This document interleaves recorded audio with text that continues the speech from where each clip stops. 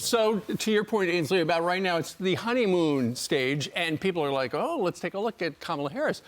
Well, we have taken a look, so all eyes are on her. So let's just go through her various jobs in her adult life and talk a little bit about how she's done, because it does come down to her on the issues. And when she was vice president, there were record migrant encounters, as the so-called border czar. The last two Border Patrol chiefs say Harris has not spoken to them, as Ainsley mentioned. She pushed the envelope of the administration's messaging on the Israel-Gaza conflict and called for a ceasefire in March. Said anti-Israel protesters on college campuses were showing exactly what the human emotion should be as a response to Gaza. Maybe that's not right. She's not meeting with Bibi. And a leading voice inside the administration advocating for forgiving student debt. Right. Also, look at foreign policy. She was looking to advocate. Went to Europe to stop the Russian invasion. How did that go? Supported campus protests on Gaza. Tell me how that's profitable, or how the American Jewish audience is going to feel as though that resonates. That might be an outward attempt and maybe an homage to the Michigan voters. All right. She was also a senator, and as a senator, she applauded the L.A. mayor's decision to slash police funding after the George Floyd death.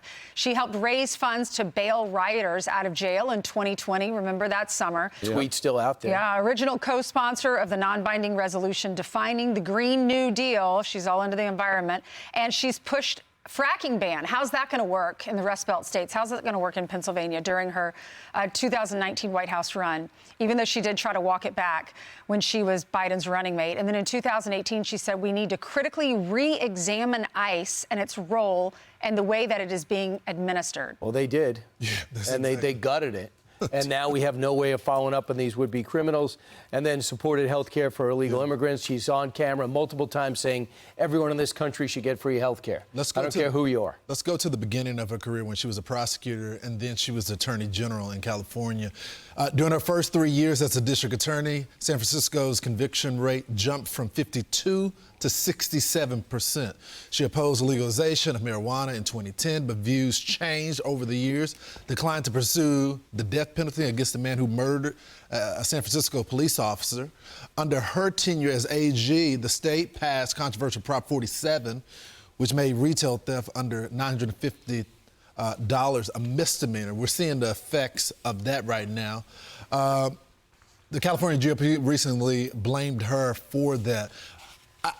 We just laid out from senator to attorney general, prosecutor, as well as vice president. So I'll tell you there is a wealth of information when it comes to Kamala Harris. It's her record. Her record. You can attack that.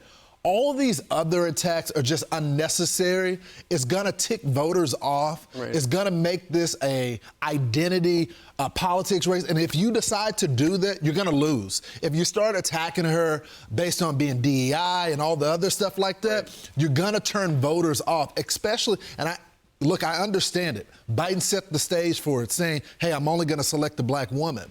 But you never want to make, when the GOP is gaining ground in black America, for that to be the one thing that you're attacking on. There's a lot of stuff we just laid out. Well, and right now, she is in the honeymoon phase, as we have talked about. Now you know a little more about her personal record.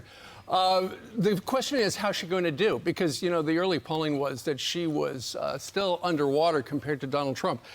Priorities USA, which is a Democratic super PAC, did some polling since she's been out and about, and she is generating more enthusiasm than Joe Biden with young voters. Democrat-leading voters in battleground states between the ages of 18 and 34 are 5% more likely to definitely vote for her. She has picked up 4% with black voters and 3% with Latinos than Joe Biden. And this is ours. So you got to take that, knowing that the fact is that this is just almost a flash poll. They also have Reuters has Harris up by 2 over Trump, which was predicted by Tony Fabrizio, Trump's leading pollster for a number of years. He said, look, the honeymoon will be will be wall-to-wall coverage for Harris. She's going to receive fantastic coverage from the mainstream media. It's happening. Largely positive, will certainly energize Democrats and other parts of the coalition. but sooner or later it's going to be about her record, and it's going to go back to who's responsible, what did she do, and the reason why she had under 40% approval rating. And Joe Biden, despite what other people say, is not popular. His approval rating be about 36% is because their policies didn't work. Trump says compare the policies. And after the honeymoon phase is over and the Democratic convention is through, that's where the Trump team feels as though they will begin to pull away. Well, if you are anti-Israel, if you want to slash police funding, if you want to reimagine ICE, if you want to let people out after they've stolen $950 from a department store, if you want to ban fracking, if you want other countries to make all the money for oil and us to rely on other countries for oil, then she might be your girl.